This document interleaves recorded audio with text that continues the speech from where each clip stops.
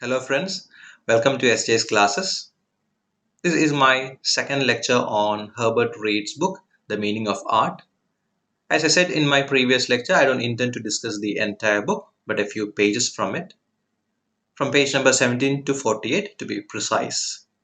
If you would like to access the first part of this lecture series, please see Art and Literary Aesthetics video playlist, or you can use the pop-up video card on the top right of the screen. These are some of the concepts that we discussed in the previous video lesson. We wound up the discussion with an elaboration on the geometric proportion known as the golden section, which has been for centuries regarded as the key to mysteries of art, and it has been universally applied by many artists. We'll continue the discussion beginning with paragraph number 11. And in paragraph number 11, Reed talks about the limitations of geometrical harmony. Let's read.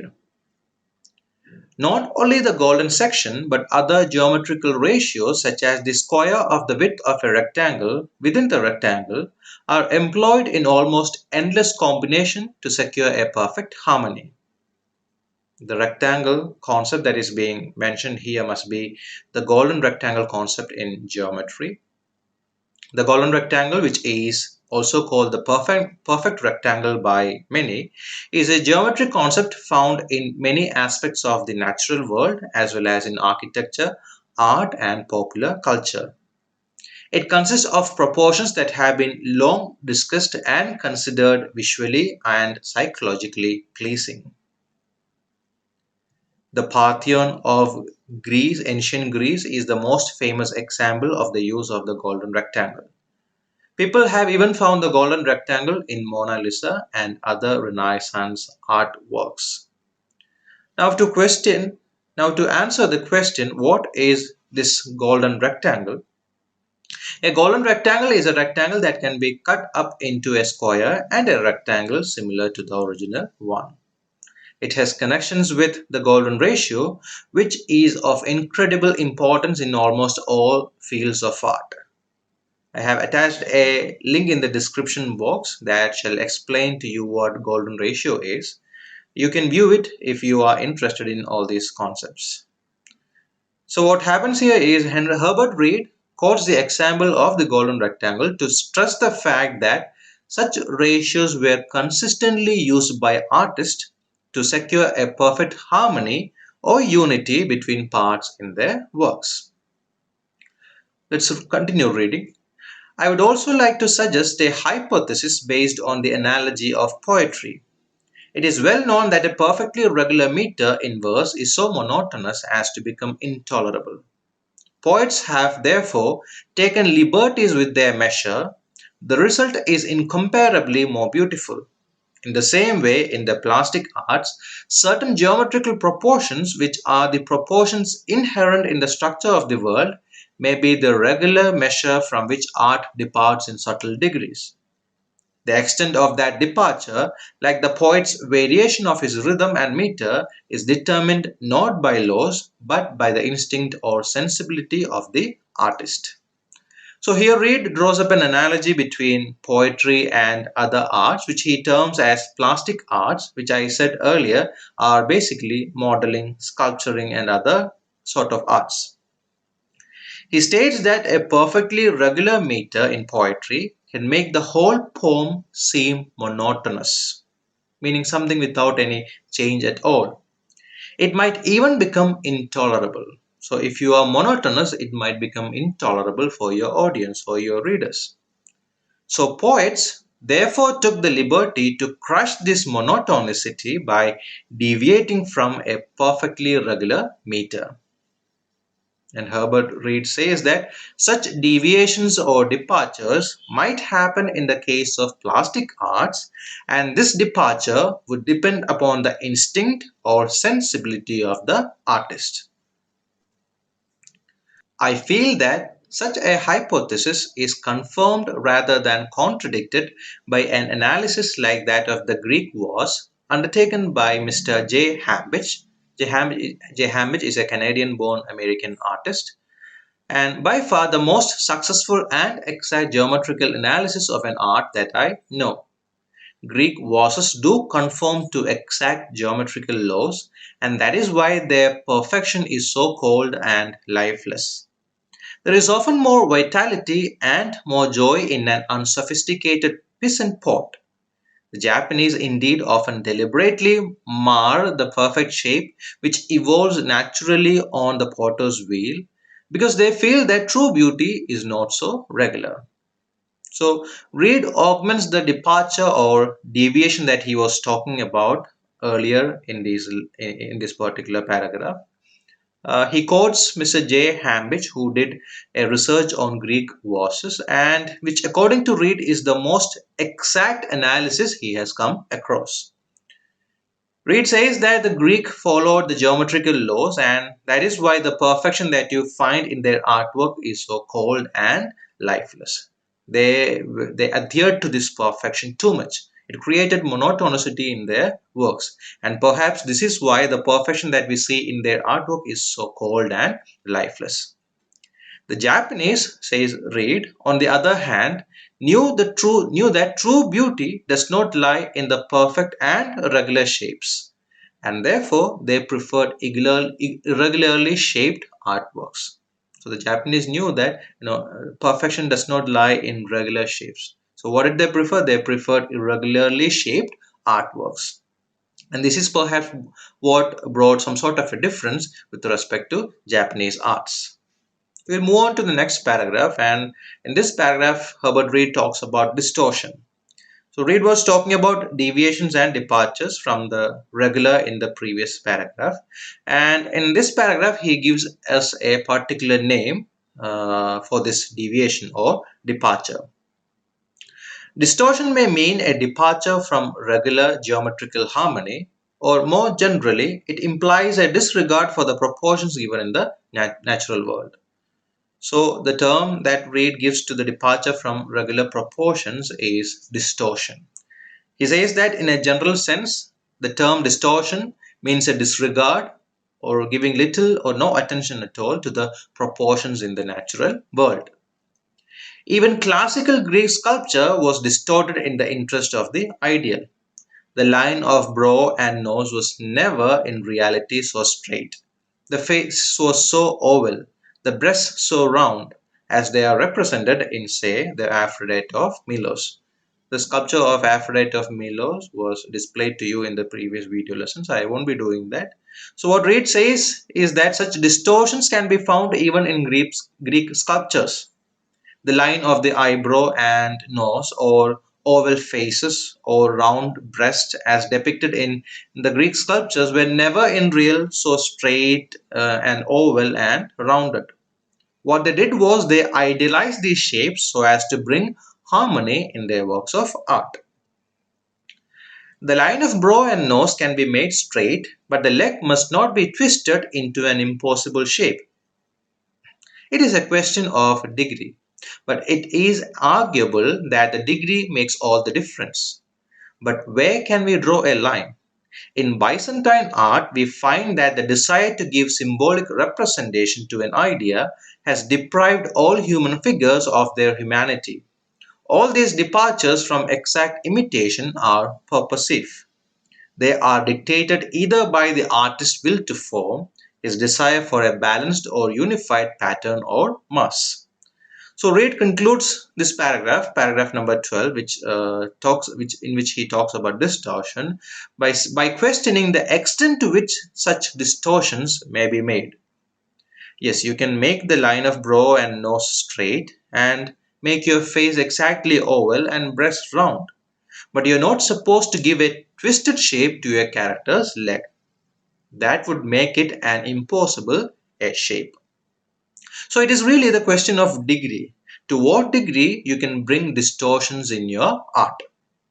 Reid also quotes Byzantine works of art, which according to him were deprived of everything that can be called human because their intention was to give or make symbolic representation of abstract ideas. Now let's move on to paragraph number 13, in which he talks about yet another component of art, which is pattern. The spontaneous motives that lead an artist and the artist in all of us to explain himself in formal patterns are obscure, though no doubt they can be explained physiologically. So, what basically an artist does is to express himself using a set of patterns. It may be a stroke of a brush or shapes that are molded out. But what are the artist's motives behind creating such patterns are obscure or something which is not clear. The instinct that leads us to put unnecessary buttons on our clothes to match our socks and ties or hats and coats, that makes us put the clock in the middle of the mantelpiece and parsley is an aromatic herb, so parsley round the cold mutton is the primitive and uneducated stirrings of the instinct that makes the artist arrange his motives in a pattern. So Reed suggests many examples to prove his point that such patterns are often instinctual, something based on instinct, like the use of unnecessary buttons on clothes, wearing matching socks, ties, hats, or coats, the position of a clock in the middle of a mantelpiece or a shelf that projects from the wall above a fireplace. That is what a mantelpiece is. So, the position of a clock in the middle of a mantelpiece, the way we garnish our dishes, etc. All these are products of our instinct. Instinct. That is what Reed conveys here. Pattern alone does not constitute a work of art. Provisionally, we may say that although a work of art always involves a pattern of some kind, all patterns are not necessarily works of art. Reed also says that one can also not say that pattern alone constitute a work of art. It can be said that all works of art involves a pattern, but not the vice versa, which means all patterns cannot necessarily be treated as works of art. Moving on to paragraph number 14, which is titled as the personal element. What we really expect in a work of art is a certain personal element. We expect the artist to have, if not a distinguished mind, at least a distinguished sensibility.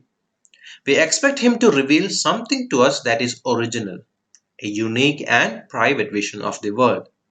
It is this expectation which, blinding the plain man to all other considerations, leads to a confirmed misunderstanding of the nature of art. So, what apart from pattern makes a work of art unique? It is the presence of a certain personal element that the artist incorporates into the work. We expect an artist to convey something that is original, which means that we do not expect him to recreate something or create a copy of already existing works of art or objects around us, and thereby give us a unique and private and a more subjective vision of the world. That unique and private that unique and private and subjective vision of the world incorporated into the art is what makes the work of art unique. Reed points out that this particular expectation from our side is what has been creating misunderstanding of the nature of art. Our expectation of a unique and private vision of a world from artists is what has been creating misunderstandings of many types when it comes to the nature of art. Paragraph number 15 gives us some sort of a definition of pattern. Perhaps the word pattern ought to be defined a little more concisely. In its ordinary use, the pattern of a piece of cloth, for example, it implies the distribution of line and color in certain definite repetitions. Pattern implies some degree of regularity within a limited frame of reference. In a picture, this is quite literally the picture frame. So in this paragraph, Reed talks about pattern in art. Reed continues to discuss this concept called pattern in art, and he attempts to define what pattern is. He states that, in its ordinary sense, patterns might signify the distribution of components that make up a particular work of art. And for example, Reed takes a piece of cloth. The line and color in a piece of cloth is what constitute pattern in that particular work of art or in that particular object. In a strict sense, pattern means a degree of regularity in the work of art. A regularity that you can observe in the distribution of various components that make up a particular work of art. So pattern is basically a distribution of various components that constitute a particular work of art. Now, in the next paragraph, he gives us a definition of form. The dictionary gives the meaning as shape, arrangement of parts, visible aspect, etc. And the form of a work of art is nothing more than its shape, the arrangement of its parts, its visible aspect. There is form as soon as there is shape, as soon as there are two or more parts gathered together to make an arrangement. But of course, it is implied when we speak of the form of a work of art that it is in some way special form, form that affects us in some way. So let us try to understand this concept by breaking down this point into individual fragments. Initially, Reed quotes the dictionary meaning of the word form. He states that the dictionary gives the meaning of the word form as shape, arrangement of part or visible aspects, etc. Then he applies the same meaning to art. Reed says that the form of a work of art lies in its shape, the arrangement of parts, and the visible aspects. The form of an art quickly comes into being when there are identifiable shapes in it, and when these shapes and various parts are arranged together, you get what you call as form. But is it the only form that we are talking about when it comes to art? It's not just this form that we confront in art. That is what Reed says. He says that we also have to speak about a form, a special form that affects us in some way. Let's read further and understand what this special sort of form is. Form does not simply imply regularity or symmetry or any kind of fixed proportion. We speak of the form of an athlete, and we mean very much the same when we speak of the form of a work of art. An athlete is in good form when he carries no superfluous flesh. When his muscles are strong, his carry is good, his movements economical. We might say exactly the same of a statue or a picture. So Reed uses an analogy to explain this special sort of meaning of form to us. He says that form does not convey itself in regularity or symmetry or any kind of fixed proportions. The form of a work of art and the form of an athlete is almost the same. The form of an athlete lies in his muscles, which are supposed to be strong, the way he carries himself, his movements, etc. Similarly, in art, form means such independent components that would actually strengthen the overall function and purpose of art. Let's continue reading. This particular paragraph is titled as What Happens When We Look at a Picture. Let's read and understand. The example I will take is a color print by the great Japanese artist Katsushika Hokusai. And you can see the image on the screen that is being discussed here. The painting by Katsushika Hokusai, who lived from 1760 to 1849, is what is being displayed on the screen, and this particular painting is called as the Great Wave of Kanagawa, and it is also called as the Great Wave, which is one among a series of paintings on Mount Fuji made by Katsushika Hokusai. This painting was published sometime between 1829 and 1833. The image depicts an enormous wave threatening three boats. We also have a mountain in the back, which is believed to be Mount Fuji. And this particular painting is Hokusai's most famous work and is often considered the most recognizable work of Japanese art in the world. So this is the particular painting that Reed quotes here, the painting by the Japanese artist Katsushika Hokusai. So besides assuming that the picture is a good one, we must assume that the person who is going to look at it is in a right state of mind. So what Reid does in this paragraph is he narrates to us what actually happens when we look at a picture. And as an example, he takes Kazushika Hokusai's picture, The Great Wave of Kanagawa. So what happens when we look at a picture? Let's read that particular point. He just walks round a corner. The man who is going to view this picture, he just walks round a corner, thinking of nothing in particular, and comes to a standstill before this object which is the painting.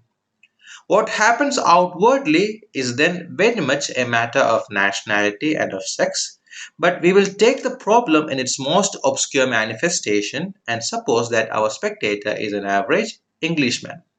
So this paragraph, as I said earlier, is are on what actually happens when someone views an image or a painting. The viewer might come to a standstill before the painting, and what he might do will depend on his gender as well as his nationality. And for the sake of explanation, Reed assumes this particular character to be an average Englishman. Let's look what actually happens, when he views the image. A trained observer carefully hidden behind a screen might notice a dilation in his eyes, even in an intake of his breath, perhaps a grunt. He would be held there perhaps 30 seconds, perhaps 5 minutes. Then he would go on his way and later would perhaps write a letter in which the shock of joy he had so passively received would be finally dissipated in a flow of extravagant superlatives. So Reid imagines an average Englishman viewing a painting of a Japanese artist. And if you keep a trained observer behind a screen, you can see the following changes. So the person who is behind the screen, he can notice the following changes in the person who views this particular artwork. A slight dilation of eyes, short intakes of breath, and even a grunt. Grunt means a low animal-like voice in the breath. He might be there for 30 seconds or 5 minutes and then he would go on his way, and he might even write a letter to someone in which he will express the shock and joy that he felt during that particular moment. And finally, this is what would happen: his emotions would dissipate or dispel in the words that he uses to compile the letter. So this is what basically happens when you witness an image. That is what Reed suggests to us. Moving on to paragraph number 18. This is titled as empathy. Now, let us also look at the role that empathy plays in the field of art. Probably Reid consider this as an important emotion. Let's read and try to understand this particular emotion with respect to art.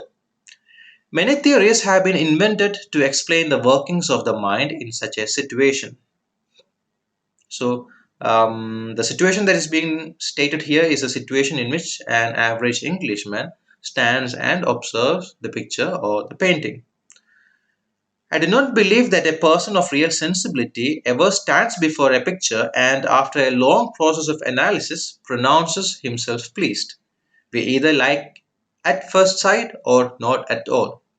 So, what Reed is trying to convey here is that we do not spend hours before a picture to arrive at a conclusion as to whether we have liked that particular work of art or we haven't liked it. We either like it at the very first sight or we don't like it at all. Naturally, there are occasions when, for some reason or another, it is not possible to receive an instantaneous impression. So, Reid is willing to admit exceptions. That is what we read here. He says that there might be occasions where, for some reason, we might not be able to arrive at an instantaneous impression of the picture or artwork that we just saw. Of the theories that accept the instantaneous nature of aesthetic appreciation, the most successful is the theory of Einfühlung.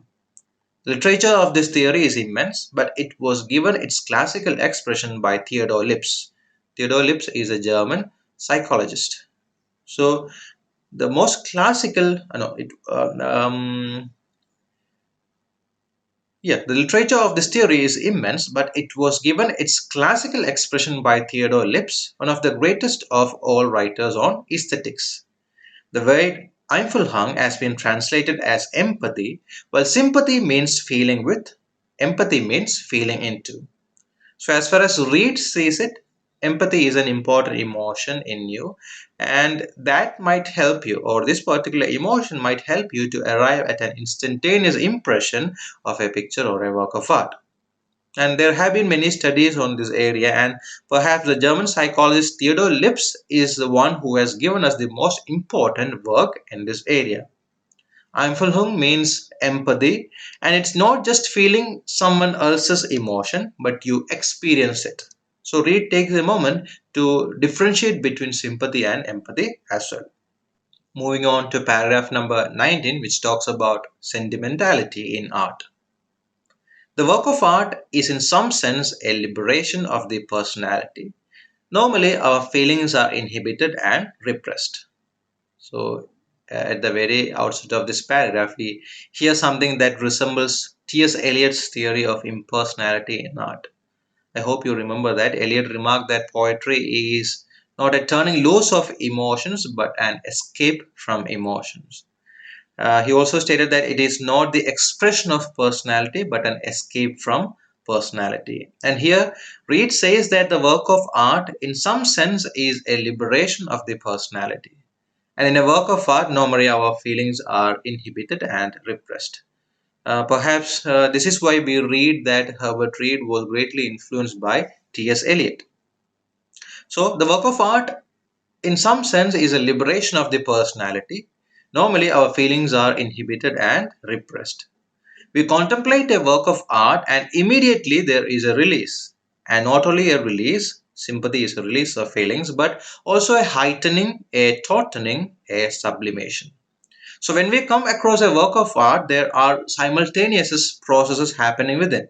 There is a release of feelings, there is heightening, tautening. Tautening means tightening, and also a sublimation. Sublimation here means a modification of feelings. Here is the essential difference between art and sentimentality. Sentimentality is a release, but also a loosening, a relaxing of the emotions. Art is a release, but also a bracing. So finally, Reed differentiates between art and sentimentality. He says that sentimentality means a loosening or relaxing of emotions, whereas art means making it steady, making it stable.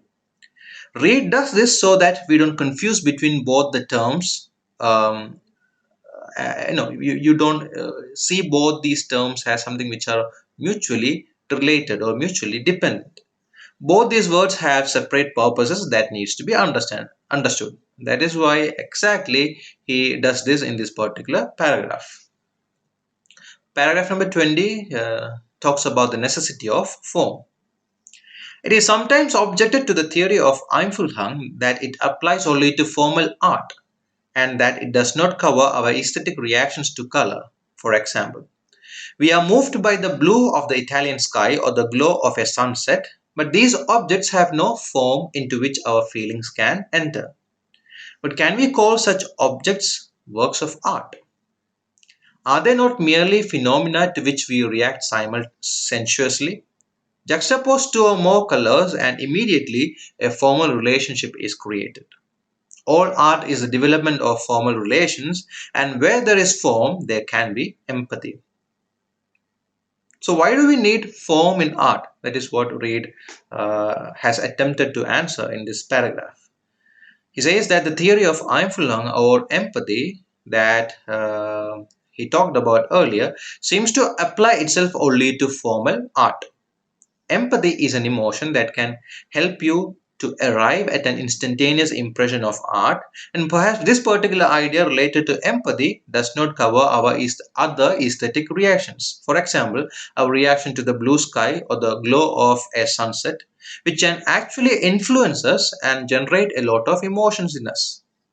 But as far as the theory of Einfühlung is concerned, as these art forms do not have a form, our emotions or feelings cannot basically enter into it. Can we call such objects as works of art? That is a question that would haunt us immediately or ultimately. And finally, to answer the question regarding the need of form in art, Reid states that all art is the development of formal relations, and where there is form, there can be empathy. So perhaps the theory of Einfühlung will work out in artworks which have form embedded in it. Moving on to paragraph number 21, which discusses another important component of art, which is content. Of course, form is not necessarily all there is in a work of art, nor do we always react in this isolated personal way. A Gothic church was not built solely for the purpose of giving our sensibilities an uplift. It was many things besides: a hall for singing, an arena for ritual, a picture house for illiterate people. It was all these things at one and the same time. These aspects make up the content and are best considered in an extreme development of the organic tradition. What we mean by content may be best shown first by considering certain types of art that are quite devoid of it. So, for Reid, content pertains to every single aspect of a work of art that contributes towards fulfilling its purpose. It is not just form that a work of art incorporates into it. There is a content in it, and Reed likes to see content in an organic tradition, meaning a tradition in which each aspect contributes towards the purpose or meaning of it. And he gives us the example of a Gothic cathedral. And he says that it is not just an architectural marvel, it is also a hall for singing, an arena for practicing rituals, a picture house for the illiterate to see, and all these aspects make up the content as far as the cathedral is concerned. Reid finally says that the content can be best explained by considering certain types of art that are devoid of it or which lacks content. And the art which he chooses is pottery. Pottery is at once the simplest and the most difficult of all arts. So it's about an art that has no content in it, that is being described in paragraph number 12, which has been titled as Art Without Content. Pottery is at once the simplest and the most difficult of all arts. It is the simplest because it is the most elemental. Elemental means, being the essential or the most basic part. It is the most difficult because it is the most abstract. Historically, it is among the first of the arts. Reid gives pottery as an example for art without content. But he does not wish to see this artwork as something of a very least importance. He calls it as the simplest and most difficult of all arts, and also as the first of the arts. Before man could write, before he had a literature or even a religion, he had this art. And the vessels then made can still move us by their expressive form. So Reid continues to stress on the historical importance of this art form. He says that the art of pottery existed even before man had literature or even a religion. The products of this artwork, which are vessels, still have the ability to move us as they are historical wonders. The perfect types of pottery represented in the art of Greece and China have their approximations in other lands, like in Peru and Mexico, in medieval England and Spain, in Italy of the Renaissance, in 18th century Germany. In fact, the art is so fundamental, so bound up with the elementary needs of civilization that a national ethos must find its expression in this medium. Judge the art of a country, judge the fineness of its sensibility by its pottery, it is sure a touchstone. So Reid regards the representation of pottery by Greece and China in their arts to be the perfect types of pottery, and their imitations, as we find in other lands like Peru, Mexico, England, Spain, Italy, and even in 18th century Germany. It became so bound up with the national ethos. Ethos means a distinctive spirit of a particular culture or an era. So this particular artwork, it became bound up with the national ethos. Reid takes it to the extent when he says that you can judge the fineness of a country's art sensibility by judging its pottery. It sure can act as a touchstone. Touchstone means a basis for comparison. or a reference point against which other things can be evaluated. So the pottery of a country can determine or can be a touchstone for determining a country's art sensibility. That is what Reed says here. Pottery is pure art. It is art freed from any imitative intention. Sculpture, to which it is most nearly related, had from the first an imitative intention and is perhaps to that extent less free for the expression of the will to form than pottery. Pottery is plastic art in its most abstract essence. So Reid concludes this paragraph by stating that pottery is a pure art and it is freed from any sort of imitation. Sculpture, to which it is mostly associated, had an imitative beginning, which is to say that it imitated human beings. Pottery is art in its most abstract sense, meaning something that is not made out of the real.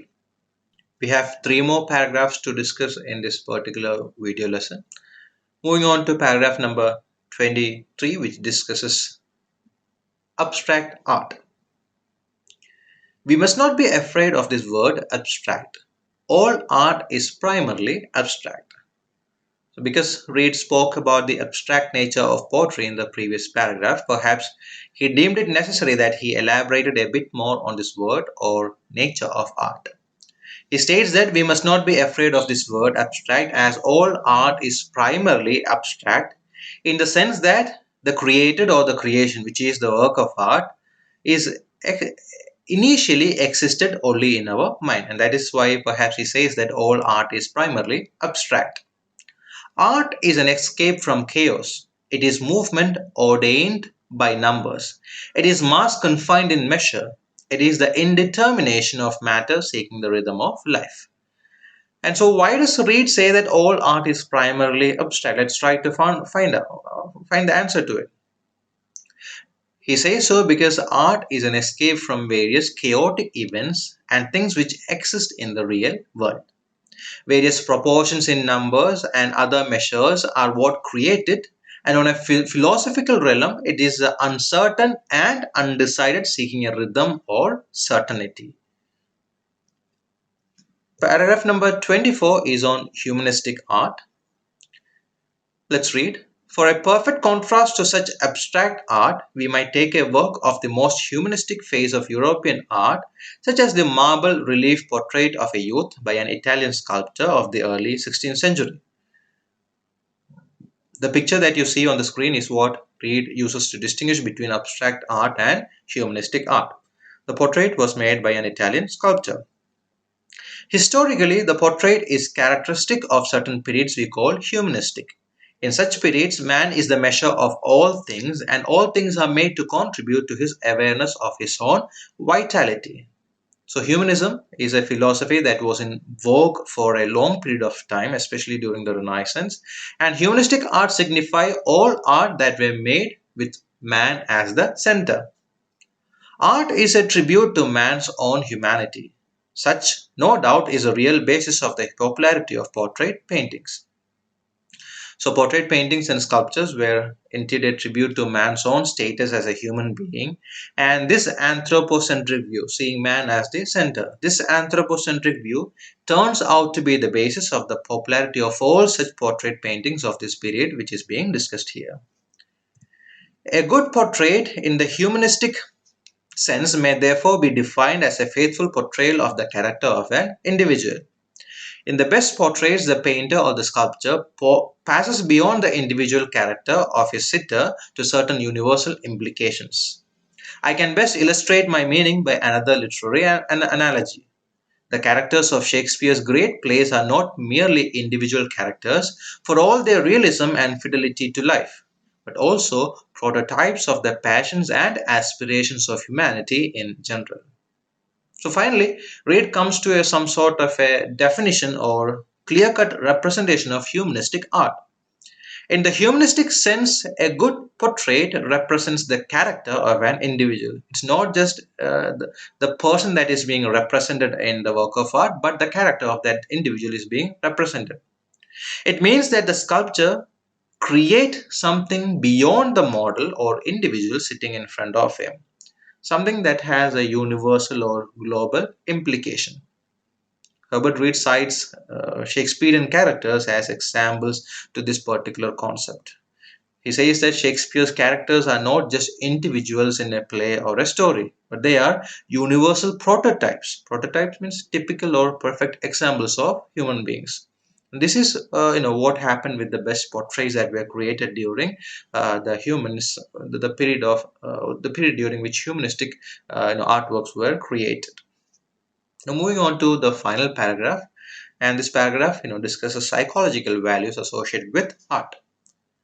We may conclude, therefore, that besides purely formal values such as we find in a pot, there may be psychological values, the values arising out of our common human sympathies and interest, and even those arising out of our subconscious life. And beyond these philosophical values, which arise out of the range and depth of the artist's genius. So we have come down to the final paragraph, and this paragraph speaks about the psychological values that art can impart.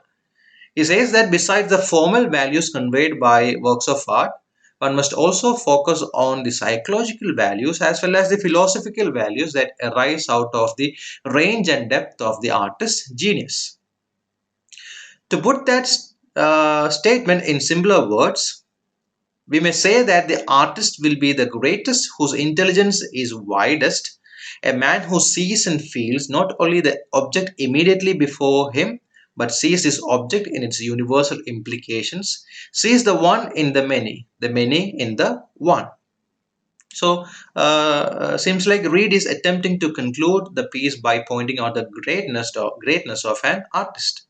He states that the artist will always be the greatest people alive as their intelligence is the widest, meaning it incorporates everything around them. They see and feel not only the object immediately before them, but also tend to convey their universal implications. And this is what exactly makes artists great. But it cannot be too strongly emphasized that the plastic arts are visual arts operating through the eyes, expressing and conveying a state of feeling. If we have ideas to express, the proper medium is language. The artist is impervious. Impervious means not admitting or incapable of being passed. The artist is impervious to ideas at his peril, but his business is not with the presentation of such ideas, but with the communication of his emotional reaction to them. So Reed also takes a moment to point out which art is, or which medium is the best to convey ideas, and it is nothing but language. Plastic arts are visual arts, and they express one state of feeling which may be acquired through our eyes. Artists who create plastic arts are impervious or impassible to ideas that may bring harm or that might be harmed in their hands. But as we are aware of, an artist's purpose behind the creation of an art is not the representation of such ideas, but to convey his emotional reaction to them. And it's on that note that this particular discussion on Henry Herbert Reed's The Meaning of Art will conclude. This was a lengthy video lesson, I understand it. You might have to view it twice or thrice to completely understand this book of art, or what Herbert Reed tries to convey through these pages. Thank you so much for patiently listening to me. I'll see you in some other video lesson. Thank you.